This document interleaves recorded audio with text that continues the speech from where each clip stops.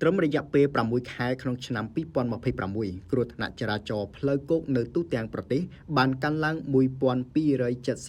1279ករណីបណ្ដាលឲ្យចំនួនអ្នកស្លាប់កើនឡើង773នាក់និងរបួសធ្ងន់ស្រាលចំនួន1944នាក់ចំនួននេះបើធៀបនឹងរយៈពេលដូចគ្នានៃឆ្នាំ2025កើនឡើង213ករណីស្មើនឹង20%ដោយចំនួនអ្នកស្លាប់កើនឡើង79នាក់ស្មើនឹង11%និងចំនួនអ្នករបួសកើនឡើង468នាក់ស្មើនឹង32%នេះបើយោងតាមរបាយការណ៍របស់គណៈកម្មាធិការជាតិសុវត្ថិភាពចរាចរណ៍ផ្លូវគោកយោងតាមរបាយការណ៍ក្នុងចំណោមករណីគ្រោះថ្នាក់ទាំងនោះបានបង្កឡើងដោយការបើកបរល្មើសល្បឿនមាន46%មិនគ្រប់សិទ្ធិ22%មិនប្រកាន់ស្ដាំ12%ប្រជែងគ្រោះថ្នាក់7%បទមិនប្រយ័ត្ន6%ស្រវឹង4%មិនគ្រប់សញ្ញាចរាចរណ៍2%និងកត្តាយានយន្ត1%តាមរបាយការណ៍ដដែលបានបង្ហាញថាក្នុងចំណោមអ្នកស្លាប់ទាំងអស់គឺអ្នកជិះម៉ូតូមានរហូតដល់80%ដែលក្នុងនោះមិនពាក់មួកសុវត្ថិភាពមានចំនួន63%ខណៈគ្រោះថ្នាក់ភាគច្រើនបានកើនឡើងនៅរាជធានីភ្នំពេញដែលមានចំនួន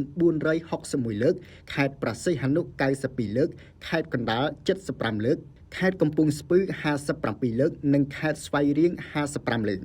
បញ្ហាគ្រោះថ្នាក់ចរាចរណ៍នេះបានក្លាយជាប្រធានបទដ៏ក្តៅគគុកមួយក្នុងរយៈពេលចុងក្រោយនេះដោយសារមានកំណែនករណីបុកស្លាប់និងបង្កឡើងដោយអ្នកបើកបររថយន្តនិងករណីគ្រោះថ្នាក់បណ្ដាលមកពីការបើកបរក្រោមឥទ្ធិពលនៃគ្រឿងស្រវឹងនិងលើសល្បឿនកំណត់និន្នាការនេះបានហក់ឡើងខ្ពស់ក្រោយពីសមត្ថកិច្ចមិនបានអនុវត្តច្បាប់មួយរយៈ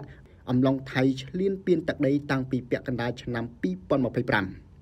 យ៉ាងណាក៏ដោយសម្ដេចមហាបវរធិបតីហ៊ុនម៉ាណែតនាយករដ្ឋមន្ត្រីនៃកម្ពុជាបានឯកភាពតាមសំណើស្នើសុំរបស់អាដាមសសុខា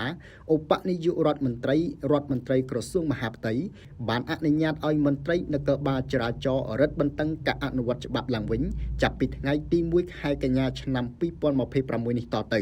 ការអនុវត្តរឹតបន្តឹងច្បាប់ចរាចរណ៍ផ្លូវគោកឡើងវិញនេះអនុវត្តតែនៅក្នុងភូមិសាស្ត្រដែលមានគ្រោះថ្នាក់ចរាចរណ៍កើតឡើងច្រើនជាងគេតែប៉ុណ្ណោះពលគឺនៅក្នុងរាជធានីភ្នំពេញខេត្តព្រះសីហនុខេត្តកណ្ដាលខេត្តកំពង់ស្ពឺនិងចុងក្រោយគឺខេត្តស្វាយរៀង